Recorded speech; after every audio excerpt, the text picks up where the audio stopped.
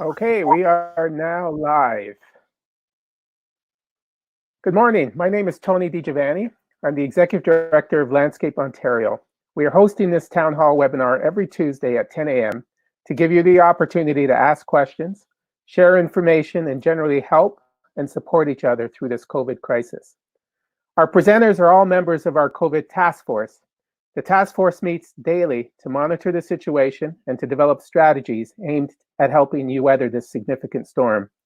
Task force members include Alan White, who's the chair, Jeff Olson, John Dursey, Dave Wright, the president of Landscape Ontario, Peter Ganane, Margot Byers, Terry Childs, Lindsay Ross, and Jamie Riddell. They are supported by Landscape Ontario and CNLA staff. These individuals are making immense contributions to the landscape and horticulture community, even as they struggle through the same unsettling situation the entire profession is going through. One positive aspect of this COVID chaos is that many of you are reaching out to others to offer your support and guidance. I see it in the chat rooms, through emails, and on social media. We really are a community for mutual benefit and improvement. Let me introduce today's presenters: Jeff Olson, Jamie Riddell, Alan White, Dave Wright, and Peter Ganane. And so we will just start right off. The big question that hundreds are asking is, could you please provide clarity on whether we can work based on the new essential workplaces list? So that is a question that is all over hundreds of emails. I see the chat rooms and the Facebook posts, the social media posts, and it's causing a lot of anxiety. And so that's the first question. So who wants to take that? Alan, you're the chair. We can take a stab at it first. And again, appreciation to all the members that are using the tools and resources of Landscape Ontario and this task force to try and bring, the word we keep using here is clarity. And first off, our apologies if it seems that there's lack of clarity.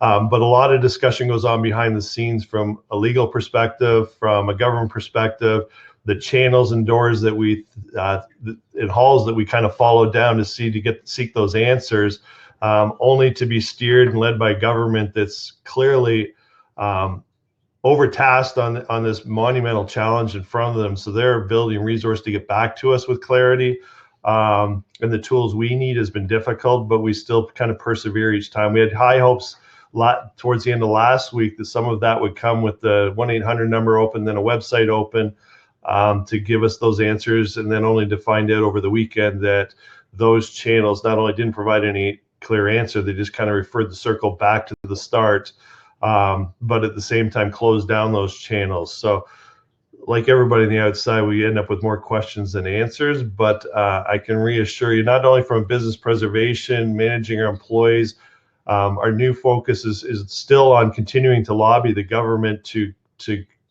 get those conversations going, but we're also looking at reintegration as this pandemic evolves, how we get ourselves to a point where we have the right protocols in place. If you are out there working right now because of some essential needs, or down the road, as many of our members we know are currently in this holding pattern waiting to start up, what does tomorrow look like? And how can we assist in that kind of reintegration and making sure that the government, because we're pretty confident that they're not just going to turn on the light switch and say everything's go tomorrow. So we're trying to figure those pieces out while dealing obviously with the urgency of where each of the people we talk to and we see on the chat lines or our staff at Landscape Ontario through Tony's team is reaching out to each and every one of you just to better understand where the current pain is, the needs of the collective. At the same time, as we're really trying to make sure that as an organization, we're there for all the members and all the different sector groups to provide the right tools and resources to make good decisions or smart decisions on your own behalf as we all deal with this difficult time. Peter, so I'm going to ask you. So are you working or not? And if you are, I have one. Yeah. Okay, and if you are, I have one. Yeah, and they are working on an existing construction project. There's a standing permit for the job. There's some work that has to be completed to finish that job. So it's technically on the essential workplace list. My insurance has assured me that I am covered to work as long as I'm doing work that's on the essentials list. They said there's no problem in their mind for that. But, you make that call first and you make that determination first. We have developed safe work practices that ensure we're following all the protocols, including hand washing, primarily hand washing, and physical distancing. We're not sharing tools between our crewmates. We have color-coded tools so that they don't have to share tools.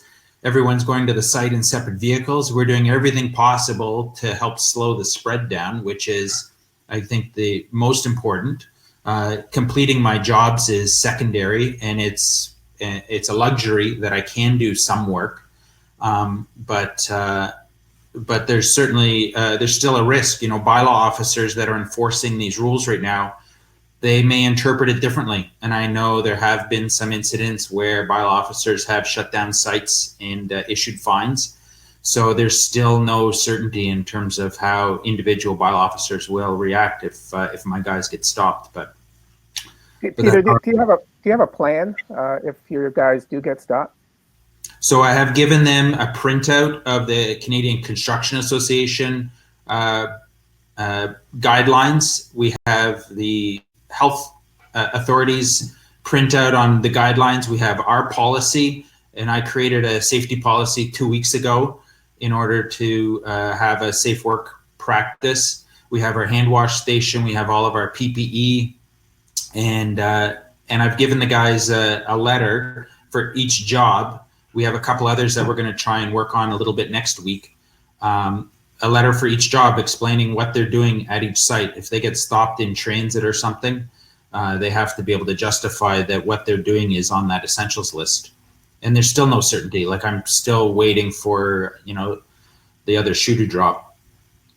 What item in the essential workplaces list are you? Well, we're under residential construction. So the projects that I have are residential construction.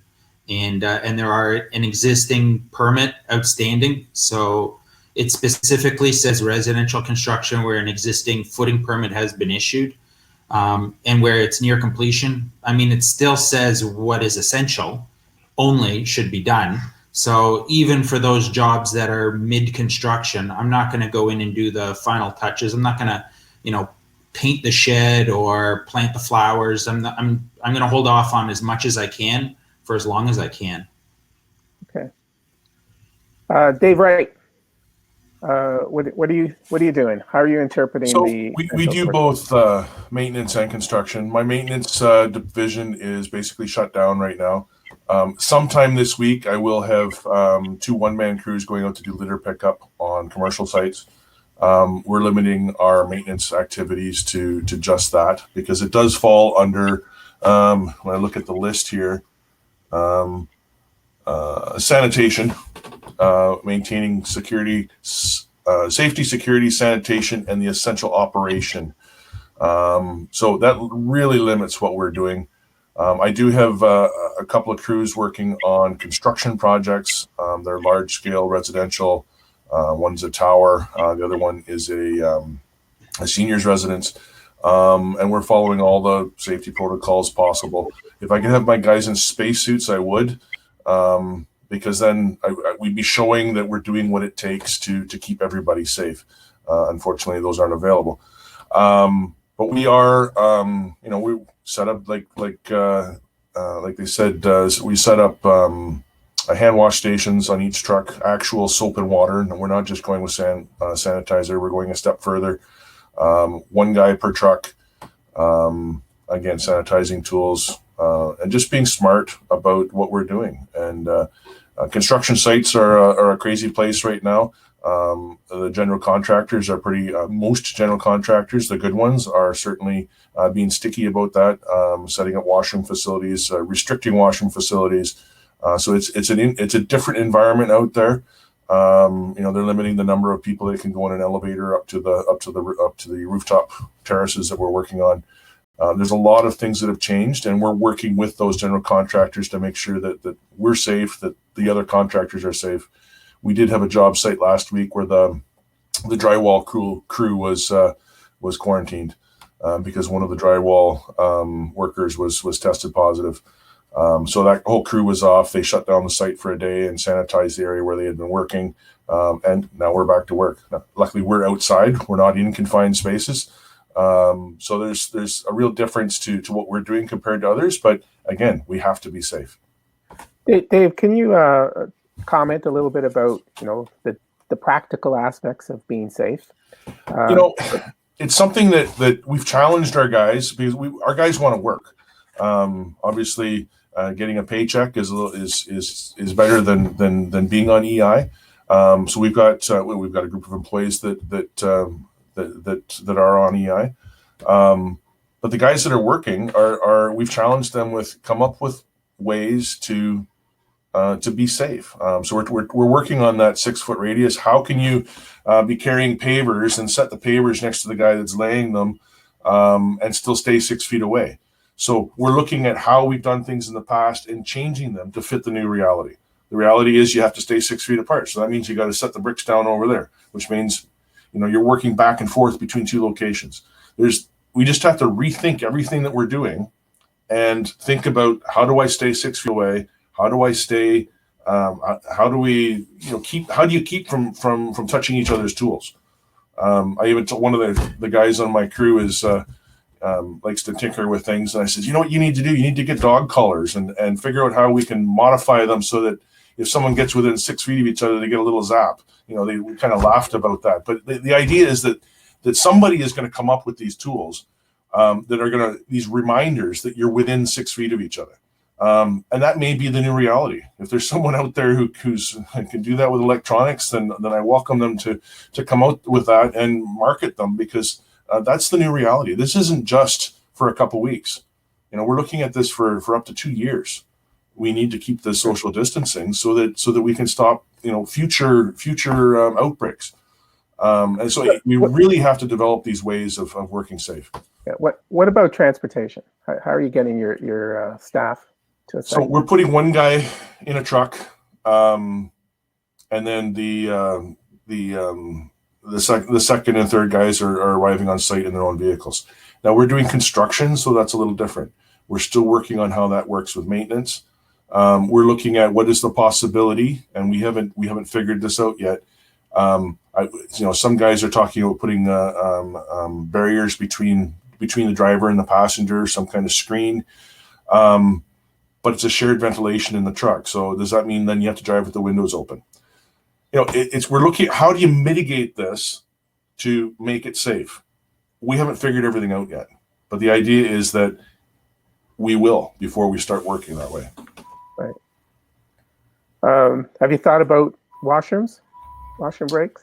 So on the construction sites that we have, there's washroom facilities provided by the general contractor. For our maintenance crews, we're looking at putting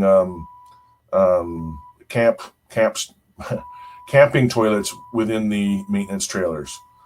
We're still trying to figure out what do you do with the waste afterwards, because obviously that's a hazard as well. So we're still working through some of these ideas as how do we make everybody safe. And so certainly you get some privacy when they're in the trailer. How do they stow it? How is it stored safely? And then how do you dispose of it afterwards? So we're still working through some of those steps, but that's the direction that we're going with that. Okay. Anybody else want to add to the conversation? Jamie, Jeff? Well, yeah, for sure. I'd love to. From our business, so we're a grower, so we do fall under the essential services because we have live product to keep alive. But unfortunately, we don't have a lot of customers right now who want anything. So we're dealing with that on another side, more of the financial side of the business. But our priority is as I'm sure all of the 352 people who are watching, is the health and safety of your teams. That's our number one priority. And then secondly is that the long-term health of our business.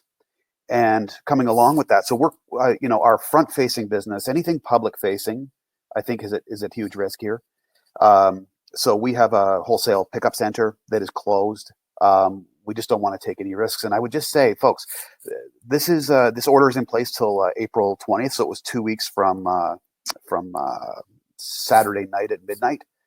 And you're taking a tremendous risk when there is such a lack of clarity that you're taking a tremendous risk for a very short-term gain, which is the next 2 weeks, and maybe it goes a bit longer than that, 3 weeks. But you're taking a tremendous risk for a very short-term gain. When, if you want to be in business for the next 20 years, and I think I've said this before, I try to put things in perspective in tens. What am I going to feel like 10 minutes from now? What am I going to feel like 10 months from now? What am I going to feel like 10 years from now? And does the next 2 weeks of my life really matter in terms of the business versus public health? And that's why I think we've taken a very strong stance as an association in recommending that you cease operations unless you have specific approval from the government. And that's a stance we think we had to take in the interest of public health. And as a company, we're doing the same thing. So I just put it out there to say, be very, very careful with what you're doing. These fines are serious, and they're up to $500,000 and a year in jail. And on top of that, there's the whole perception in your business that you're defying the order, and that is risky if you think about where you're going to be 10 months from now, and especially 10 years from now. So that's my 2 cents. Yeah. So Tony, I could add to that a little bit. Again, some of the calls, you're fielding them as well. I think it's helpful for the membership to know, because most of the people on the call are probably business owners. It's surprising how many employees are calling into the association, parents, relatives, general people concerned in the public space. So to Jeff's point, employee safety, the confidence in your brand, that you're doing the right thing, these are all parts of the equation. There's a lot of fear out there, obviously. We're trying to ensure them that we're making good decisions to protect them. You can see by what Dave and Peter are doing is just making sure they have the right protocols. So if there is essential things that need to be done, that again, they're reinstilling in their employees the utmost confidence that their health is first and foremost, their clients' health is first and foremost, and then general public. And then secondly, to your point, Jeff, it's this short-term piece. Yeah, it's pain for all of us. Our business, both our irrigation and lawn care right now, are currently closed down. From an employee perspective, our company's philosophy, and the public perception of our trucks, because we intentionally try to be visible from a marketing standpoint when we're out in public space. So there's a lot of reasons in the business decision why we're not out right now. As much as we'd like to have, as all of us, our business plan showed for April revenue starting April 1. That's not showing up on the books right now. But the government has put lots of programs in play. Not all of them are accessible right yet, but those should help us substantially with the short-term game. They're not going to be able to help us with that 10 months from now, 10 years from now plan. So we got to be smart as businesses too, while the government gives us this little bit of leeway to do what they're asking us to do, that we're really prepared, as Peter and Dave are alluding to what's business going to look like tomorrow, because we're pretty confident it's not going to be the same as it was yesterday, and it's not the same as all of our businesses plans were in March going into this summer. Thanks, Alan. I'm going to ask Jamie. What the biggest issue is the uncertainty of what the essential workplaces list actually means, the interpretation. What's the task force doing to actually get more clarity on what it means? Can you comment on that, Jamie? Your audio needs to go on.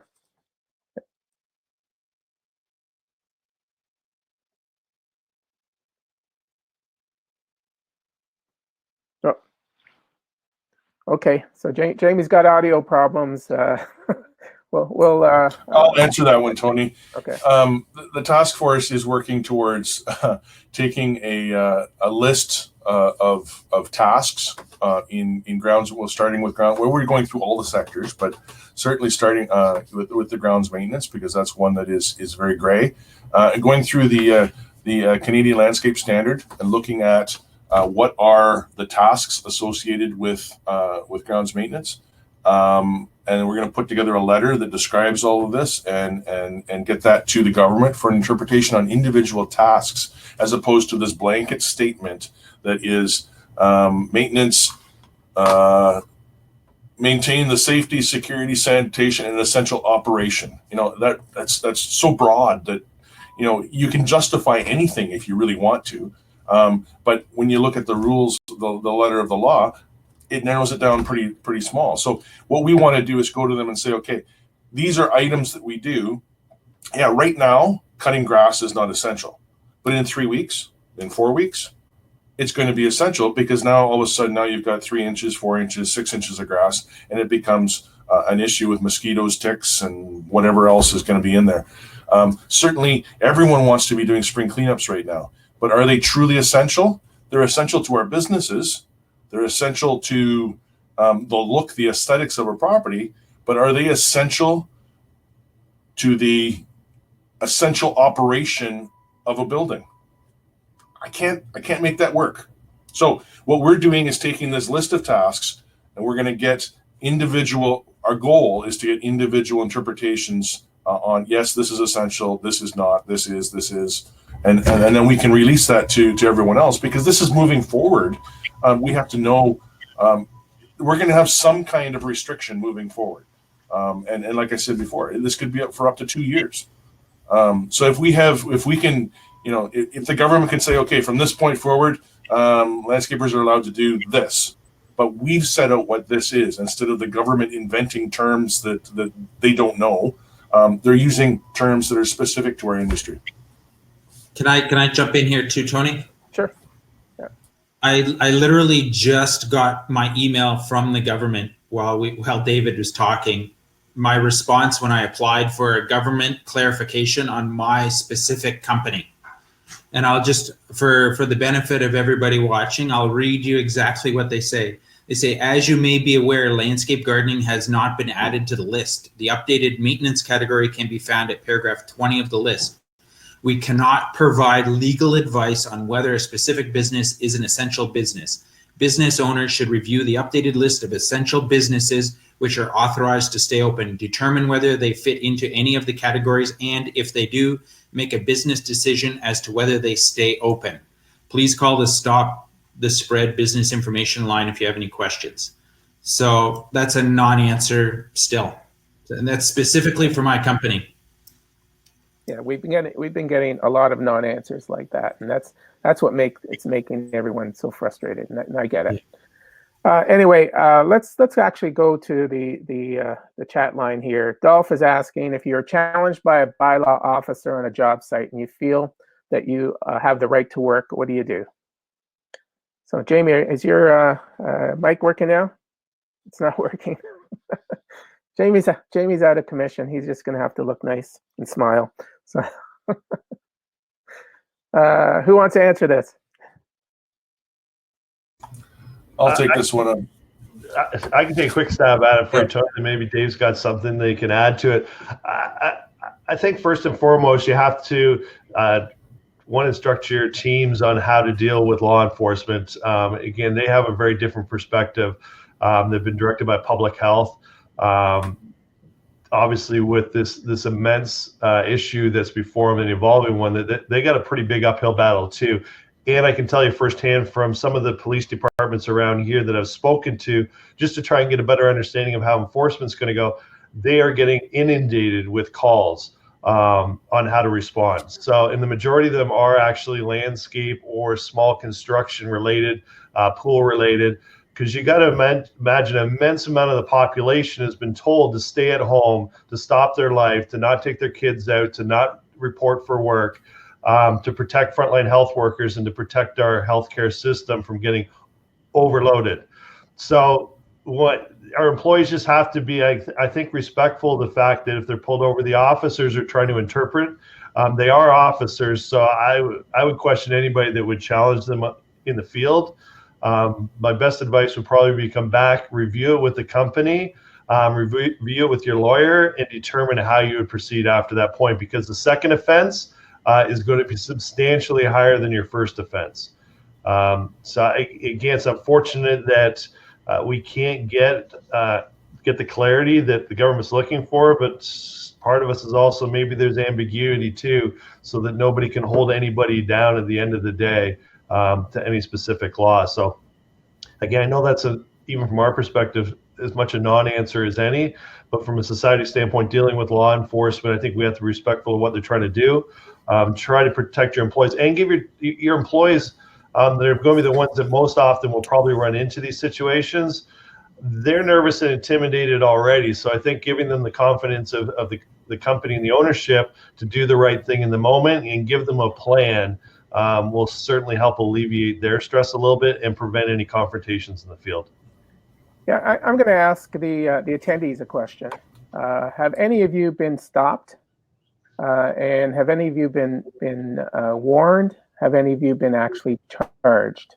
We'd really love to hear from you and see what's going on. We've been hearing rumors, but nothing that we can actually substantiate yet. So I'd love to hear from you.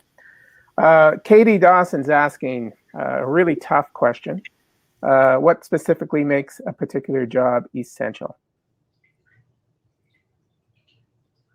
Anyone want to? I think the way the task force is looking at, Dave's mentioned it a few times. Remember what the emergency order was to stop the spread of COVID-19. In both the orders that have been released since middle of March, the orders have been all pertained to things that are essential or public harm can come if they cease operation. So the lights on, HVAC, plumbers, doctors, veterinarians, supply chains to those things. And even this last order, construction's a massive one. So if it wasn't something already started, they've narrowed it down to key infrastructure and hospitals only. So there's certain things that are going to have a whole supply chain attached to them, or things that are going to be essential to the operation of your house to make it livable from a functionality standpoint. And that's where we're kind of looking at certain things. If there's a tree laying across your front door on your house, that would be essential from our perspective. But planting the flowers or mulching the beds or cutting the grass when the grass isn't 6 inches long would be questionable if it was essential. So, and part of us is kind of interpreting what the government's saying. There's so many variables. Those of us on the call, it'd be really hard. That's what Dave was alluding to. If we can get the scope of work to the government so that they don't just keep painting everything with a blanket brush, so that we can understand better what they're trying to do. But I think they're trying not to get into the nitty-gritty because they're going to miss something. And there's lots of aspects from, again, the greenhouses or the garden centers are open to provide some plant products that support food chains. There's landscape contractors that are providing services to make sure building has safe accessibility. There's construction crews that are trying to secure open holes in the ground or accessibility to buildings that aren't completed yet that need to be completed. So there's components within our various sectors that would be essential, but there's a significant number that aren't. And then it gets into each one. The association and as a task force, we have a hard time. We're not in the position to dictate, and legals advise us not to. But we have these task forces so that we can obviously, or these town halls so that we can advise where we can advise from different sectors. Anything you want to add, Dave? From I might actually be able to speak now. I can. Okay, good. So Jamie, you'll get the next question then. Yeah. So what I would add to what I just heard Alan say is I think we're expecting clarity, and in the various discussions I've had with different levels of law enforcement, they don't even have clarity. So the onus is really going to be on us as individual business operators to justify our position. And I think, your red flags are, public complaints and then not doing things to the safest ability of your people. Those are the things that are going to draw attention. And it's going to be your individual employees' ability to defend their essential task, not you as the owner if you're not there. So, your staff need to be educated on safety and they need to be able to defend themselves. So that's a very, very high expectation when sending people out. And check I'll add to that, with James. your organizations that provide you the security to your business and security to your employees. So a few people on the call have already, I think it was you, Peter, said you already talked to your insurer. Make sure your insurer is on board, because as Jeff alluded to, your 10-minute, your 10-day, 10-week plan, make sure you're thinking these things through. If ultimately your employees and your customers is the thing you're trying to protect, because the worst thing you can do for your 10-year business plan is end up in a liability situation that you're not protected for.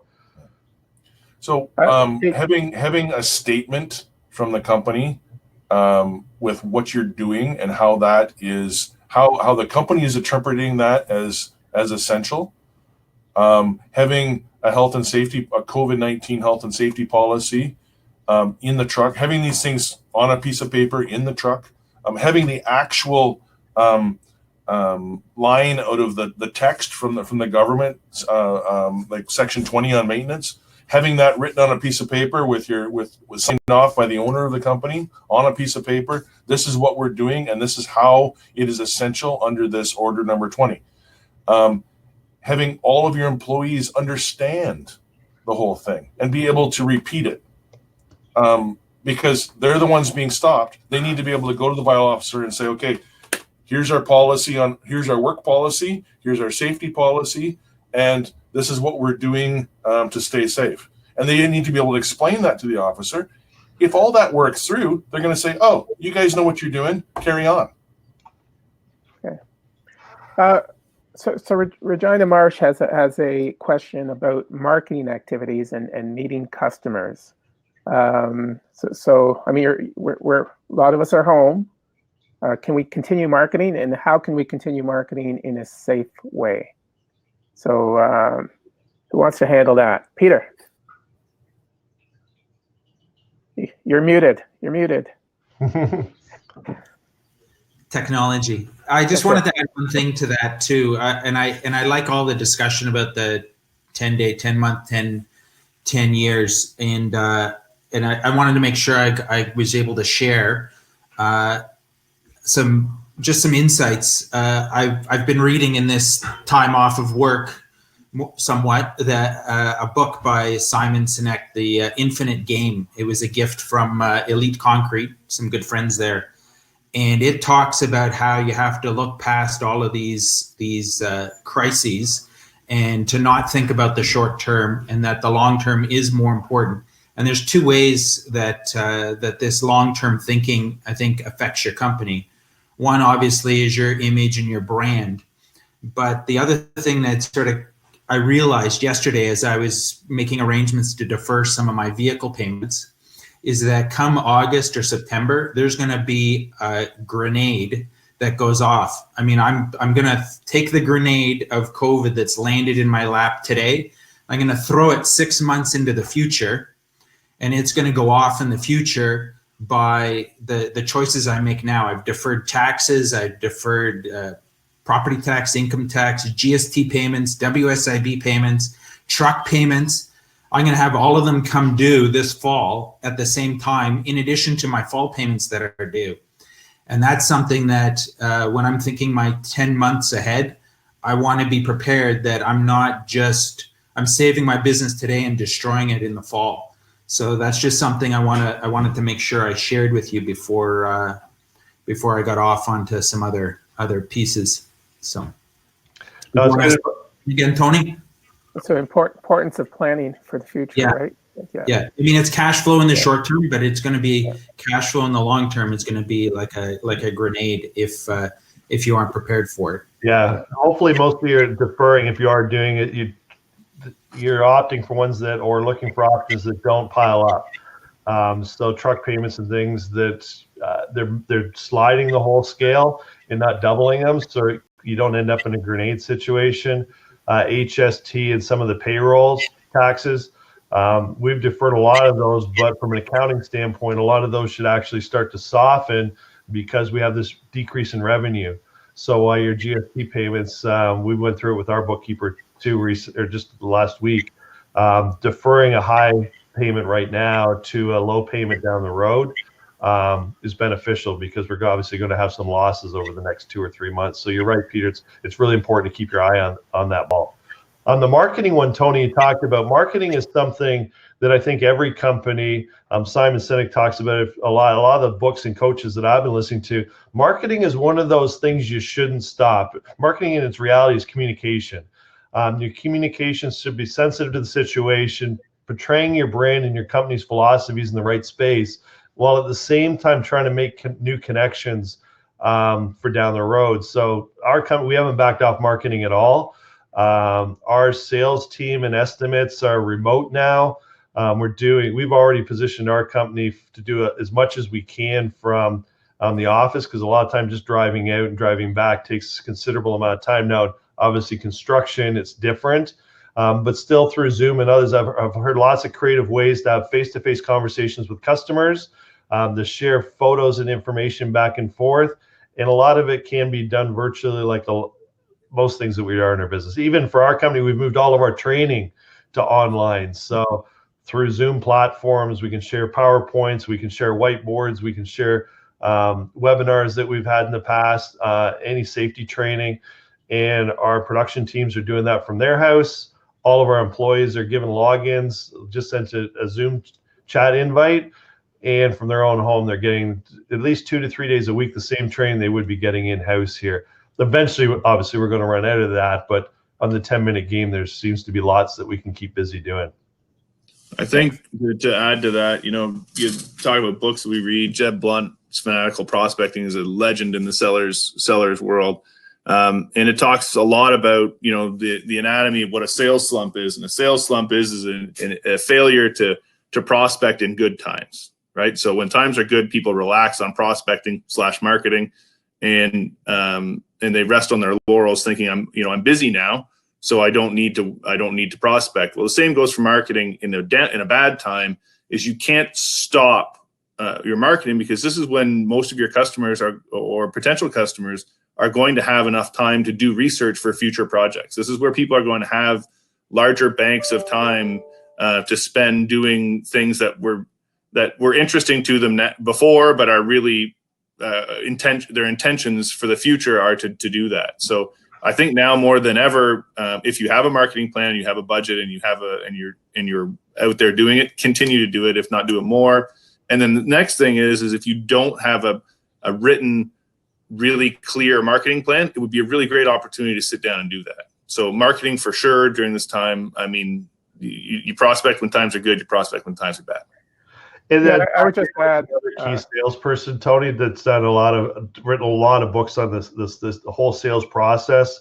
I just listened to him talk 2 days ago, or on Friday, sorry, so the weekend was in there, but he talked about the same things. Keep prospecting, but it changes. He's encouraging people not to sell right now, but to connect, because this is an incredible time to build trust and confidence in the marketplace with hope. So keep communicating with your customers, be in the right space with them, and that will pay dividends when the market flips over to consumer confidence and purchasing mode again, to sell those jobs that have been kind of sitting in the wings. So everybody's sitting at home spending time, so make sure that you're present when they're thinking about it, or looking at their own circumstances and opportunities that might exist around that.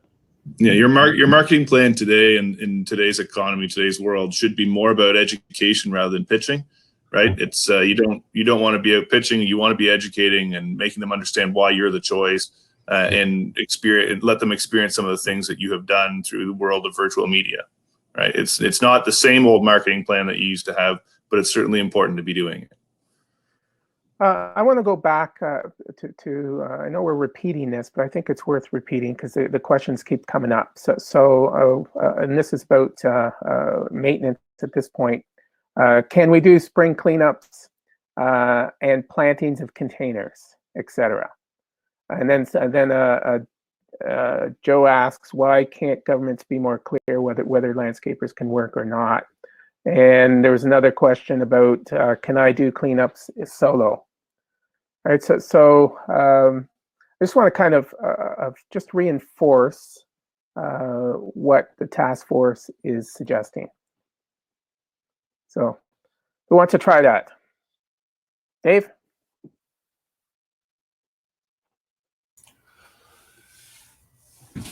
So I have a hard time in my mind justifying cleanups as essential to the operation of, as you know, when you look at the wording of what they've said, does a cleanup have to do with safety?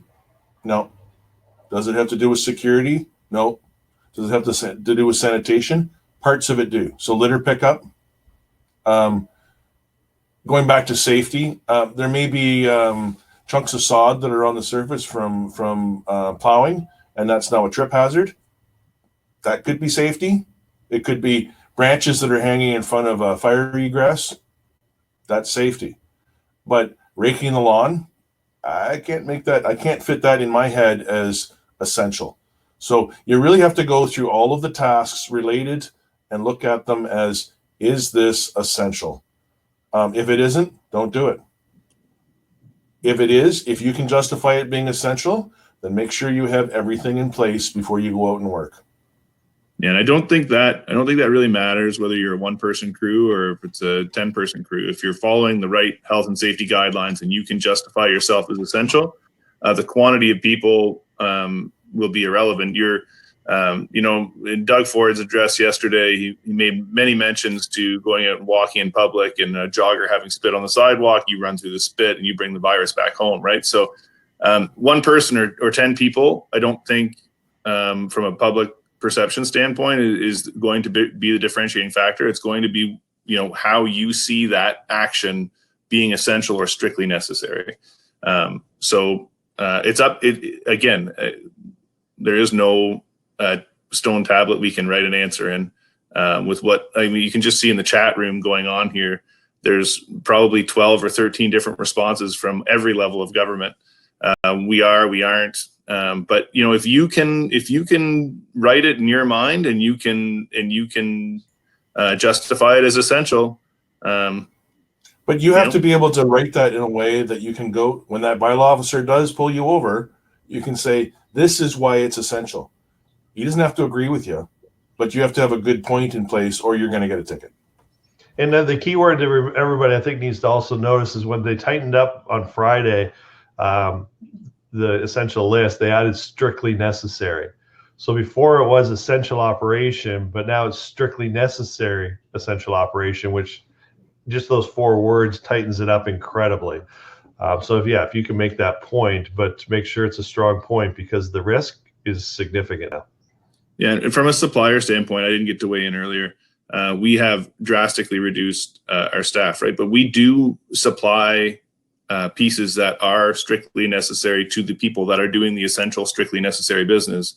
And we are a hardware store to be allowed to be open. But we are doing that under extremely tight safety restrictions, curbside pickup and delivery, limited staff on site, the rest working from home. And we are reducing our physical activities to what is deemed essential and strictly necessary. Yeah, so I notice. It's a debate and it's a personal decision on what essential is. And I've noticed on the chat line there's some good discussion about that. These chats are moving quickly. For example, spring cleanup. If you've got needles and gloves on the floor or on the ground, that's essential. Right. So there's a lot of great information on the chat line, and what we will do is actually make sure that everybody gets the chat as a document. Okay. Jan Brown asks longer term questions. What if this goes on for months? So what if it goes on for months, Jeff? Well, it's going to.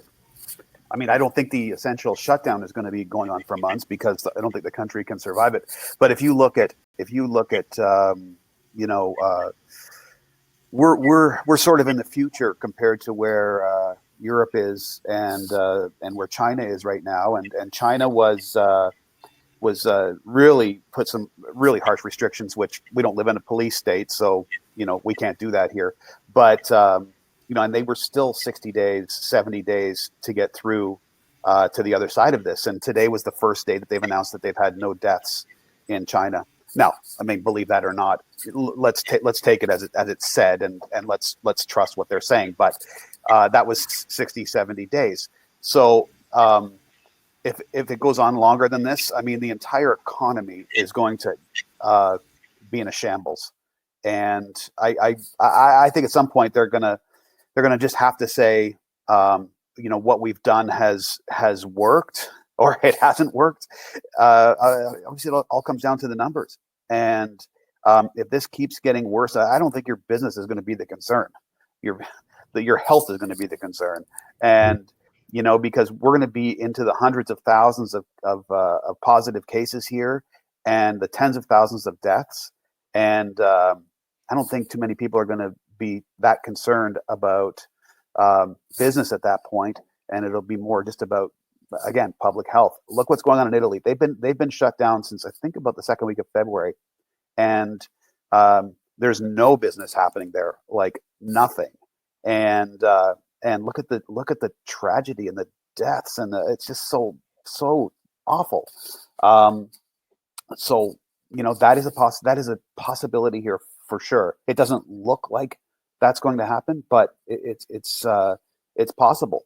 So all I can say now is over the next couple of weeks, you've got something that we always look for, and that's time. And you've got time, stolen moments to spend with your families that you wouldn't normally get, and you've got stolen moments to do some real business planning. And the way we're doing it here is we're putting a kind of worst case scenario plan together that sees business dropping by 75% for the longer term. And what does that look like? What do we look like as a business when that happens? The one thing that we're not putting into place in our business planning is business as usual, because I just don't feel like it's going to be business as usual. We're going to come out of this with more debt. We're going to come out of this with less demand.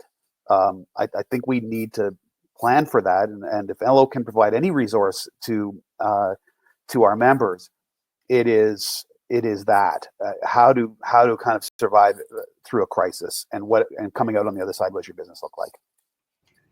I think, Tony, we could add to a little bit too. We're watching from a task force perspective, and most of those on the call know Landscape Ontario is connected to CNLA. CNLA is connected to the European Landscape Association. Some of the information we have on the ground coming out of Italy, Spain, France, they have been in lockdown, like complete lockdown. No construction, no real estate, nobody's cutting grass, nobody's looking after the streets or cleaning anything. You're not allowed outside, period. But they're getting close, like China was. We'll get a lot clearer information out of Europe than we'd ever get out of China. But what does that reintegration plan look like?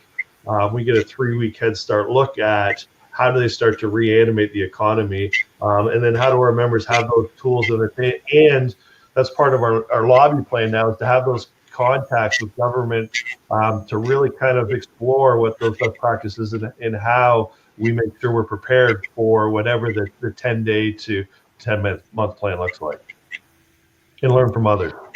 Yeah. Pam McCormick, I'm going to ask her question. I have prepaid residential maintenance contracts along with monthly installments. How are companies handling that, given the season is going to be shortened at best? I'll speak to that. So I sent out, we bill on the first of the month. So I sent out my April invoicing last week, and I followed it up with a letter going out to my clients saying that currently spring cleanups are being impacted by the shutdown.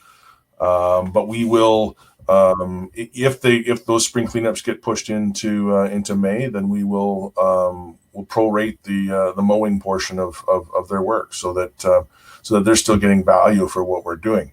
Now, this is unprecedented. Last year at this time, we still weren't doing cleanups yet. I'm just looking at the calendar there. We had a snowstorm. I don't know, it was the 15th, 16th, or 17th of the month last year. We weren't doing cleanups until the second last week in April. So we're still ahead of schedule right now. So in the big picture, I think things are going to get started up by May. and we'll be able to get back on track again. But with prepaid contracts, it's a monthly installment plan, not necessarily you're paying for the work done in that month if you've set them up properly. So I've just told my clients that we'll adjust the May bill if we have to. Yeah, that was going to be my point, is that your monthly payments aren't for services rendered during that month. It's a way to amortize or push payments out over a 12-month period to make things a little bit easier. So as long as the quantity of work is still getting done, you should, by and large, have a right to that revenue. However, it would be on each business owner's level of responsibility to decide what they want to do for their customers. Yeah, I would think part of it's right now, we're still too early in the game, is just reassure customers that it's for the whole season. If it extends longer, we'll look at it. But right now, this is a pretty short window, and proceed as you go. And again, confidence from the customer. They'll feel they're in an anxiety position right now. If you can move that to the position where we're starting to see more confidence and more businesses back on track, then I think the conversation can be different in what you're saying, Dave. Looking at May as May comes. But April is an amortized piece over a 12-month contract. Yeah, I'm just looking at the chat list, and there's so many questions that don't have answers.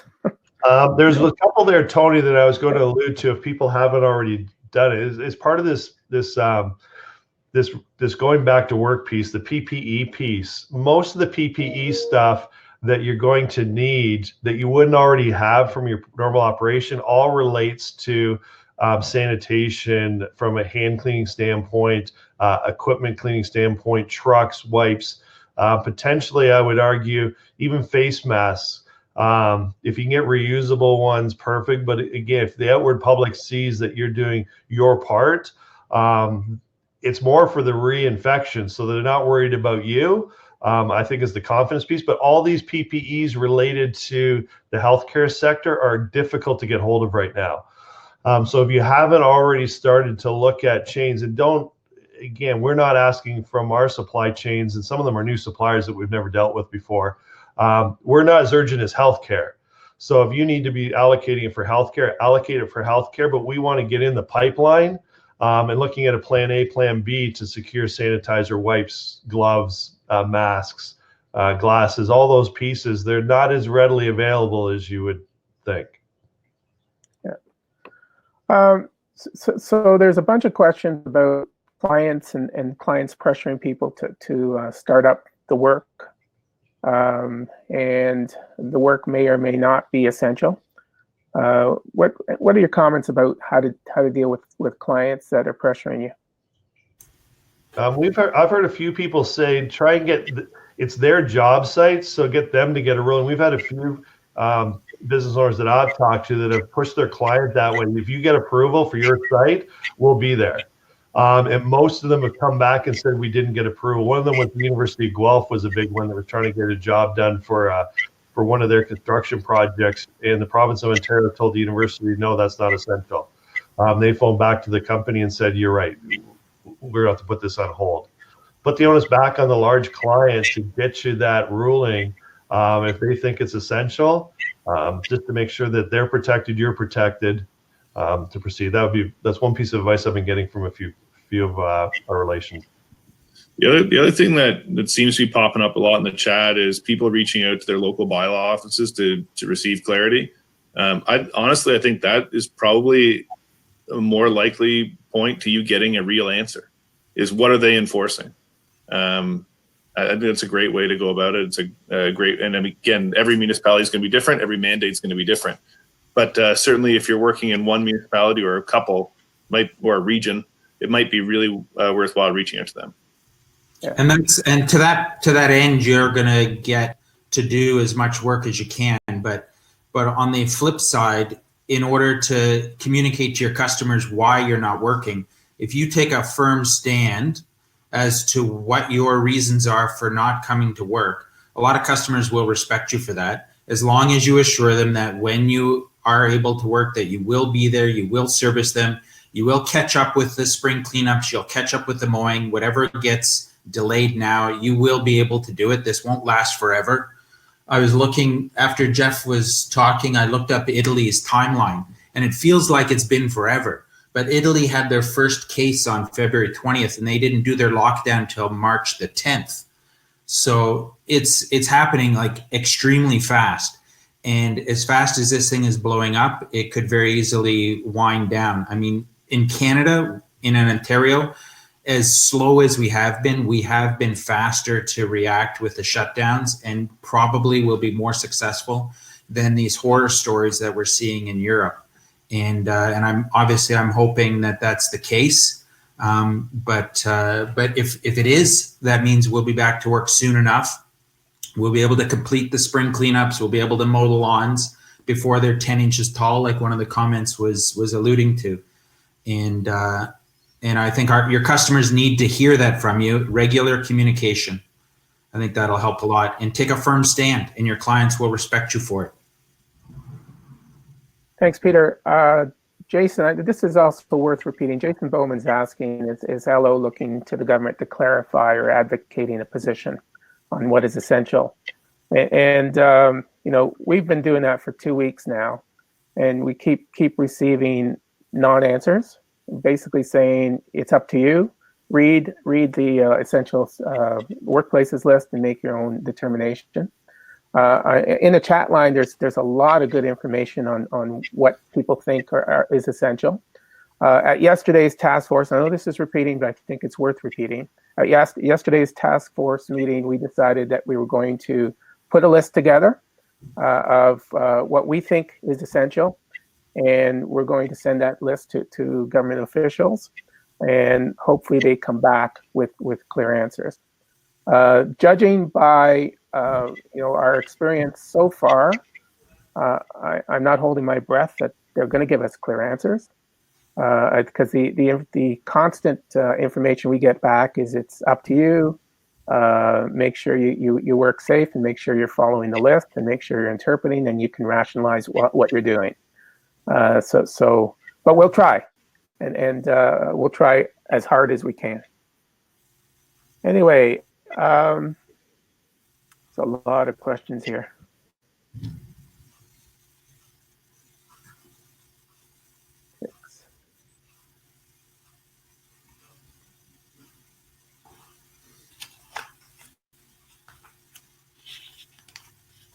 I'll answer one question. There was one that was directed to me, asking me if my company was open, and we are not doing maintenance right now. So if that answers your question, we are not doing maintenance because it's only what day is today? It's the 7th. We don't need to do cleanups on the 7th. We can wait till the last week if we have to. I like Walter Hasselman's comment here.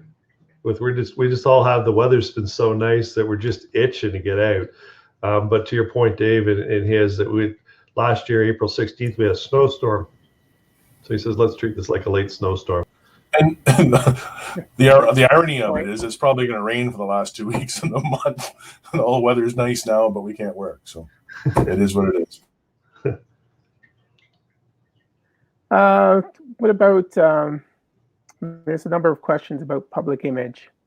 I think many of you have already answered that, but it also bears underscoring.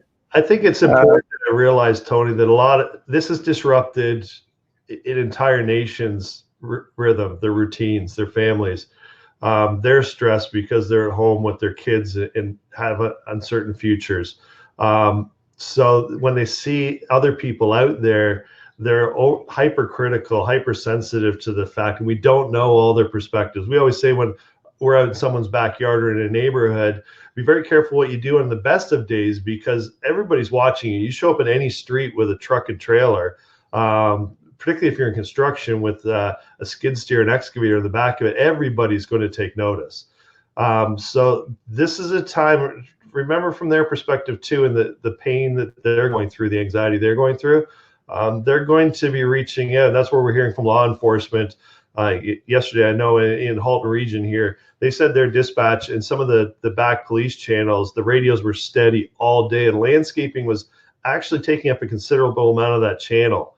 So it's it's visible. People are paying attention. There's going to be mixed feelings about it. So public opinion and pressure is going to be almost the bigger challenge to us than the enforcement piece. I heard a couple of people, we mentioned some books out there, but someone said to me last week, this is a time when you can make or break your brand. Be careful and take advantage of it. There is marketing opportunity, but you can also do significant marketing damage if you approach it the wrong way. Okay. I'm just going through the chat list, and there's just such great conversation.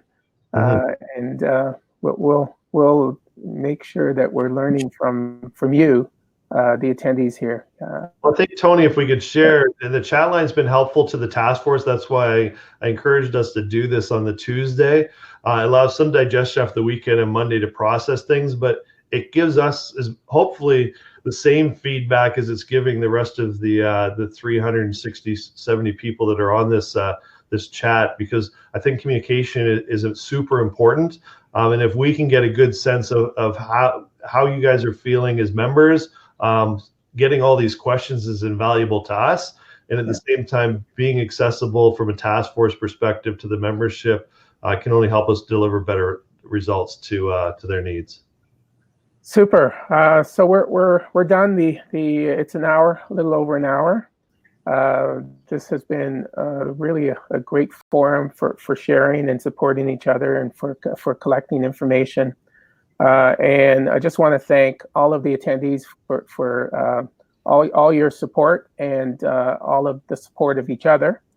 And I want to thank the task force for doing an incredible job at caring. So I know for a fact, I mean, everyone is just so, unsettled these days. But I also know for a fact that storms blow over. We will see the end of this soon, and sticking together, talking to each other makes the whole issue smaller. So let's just keep doing this. We really are a community for mutual benefit and mutual improvement.